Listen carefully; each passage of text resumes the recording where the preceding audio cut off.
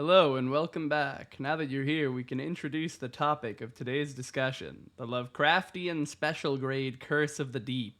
Dagon. It seems that Dagon's level is often underestimated due to his nature as somewhat of a background character among the cast of villains in Jujutsu Kaisen. Even though Dagon has only participated in a single fight, it is abundantly clear that Dagon scores easily in the higher tiers of the verse. In fact, I'd argue that there isn't a single stat or ability that Dagon lacks to rank among the strongest characters in the series. Without any further introductions, let's get into it. Starting with the most obvious stat, Dagon has incredible durability, first showcased when Nanami fails to damage Dagon. Nanami is of course a grade 1 sorcerer stated to have higher attack potency than Kusakabe by Meimei, and just by virtue of having landed a black flash in his life, he is considered to have an immeasurably better understanding of cursed energy than someone like Utahime, who is still a semi-grade 1 sorcerer and teacher at the Kyoto branch. Despite this immense understanding of cursed energy, great attack potency, and a curse technique completely dedicated to dealing damage, Nanami considers Dagon as being of boundless vitality that he cannot meaningfully hurt.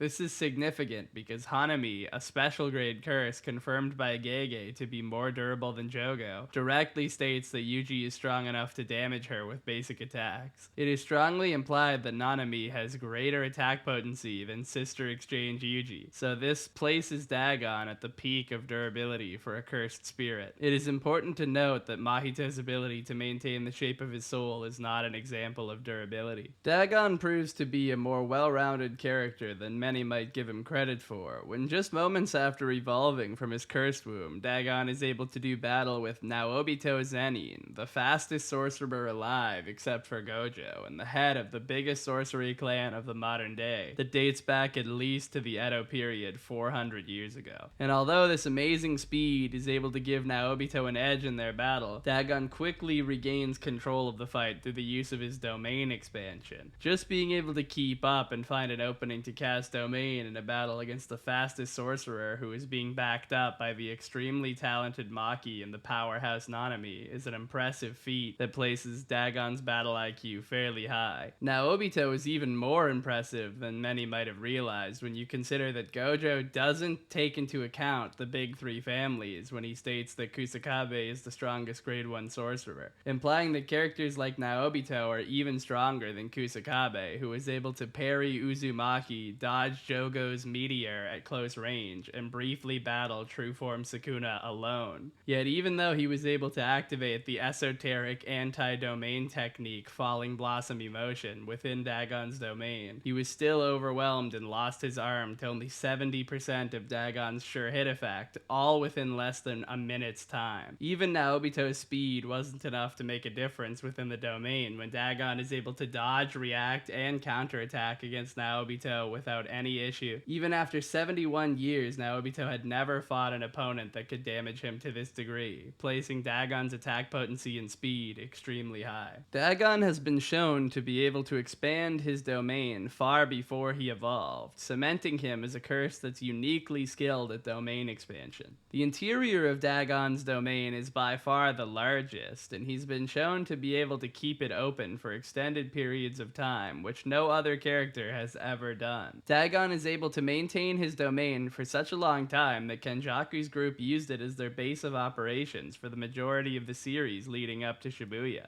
Dagon detractors will oftentimes cite Megumi's interference as a reason for Dagon's domain to lack refinement, but it is consistent in Jujutsu Kaisen that domains are particularly vulnerable to attacks and interference from the outside, and therefore it is clear that Megumi was only able to temporarily cancel Dagon's sure hit effect due to the fact that he exploited the weakness of domain expansion, and even after he fully enters the domain, Megumi specifies that he is still standing on the outer edge of Dagon's domain, whereas Dagon's sure hit is completely divided between Nanami and Naobito, not attacking Chimera Shadow Garden directly. Even after Megumi canceled Dagon's sure hit effect, Nanami and Naobito were already significantly injured to the point that they couldn't defend themselves against Jogo, and their only hope of victory was to flee the domain and attack Dagon while he was suffering a severe disadvantage from domain burnout. In other words, even a group made up of the strongest known Grade 1 sorcerer and several sorcerers as backup still had no hope of winning even while the domain's sure hit was negated, until Toji appeared as a puppet of carnage to bare his fangs at the strongest around.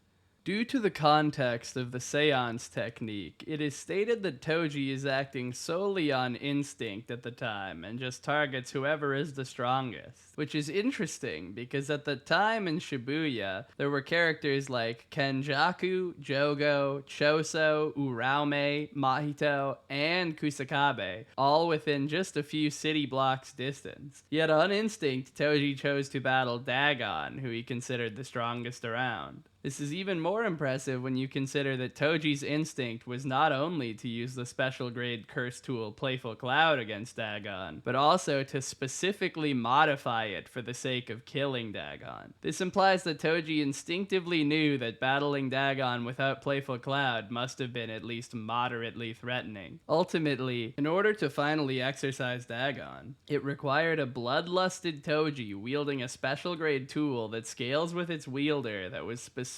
modified to kill Dagon, while his domain was cancelled out, who again had only been manifested from his womb for just a few minutes at the time. In conclusion, Dagon was one of the greatest threats to the Jujutsu sorcerers that was ever shown in the series. Able to rapidly wear down one of the greatest sorcerers of the modern age in mere minutes just after being born. And just like Jogo and Hanami, Dagon was only ever threatened by a titan of the verse that was practically inconceivable to challenge. Thanks for watching. I know you probably weren't expecting Dagon, but I hope you enjoyed the video, and I look forward to seeing what you have to say about him in the comments. But either way, I hope you stay safe and take it easy.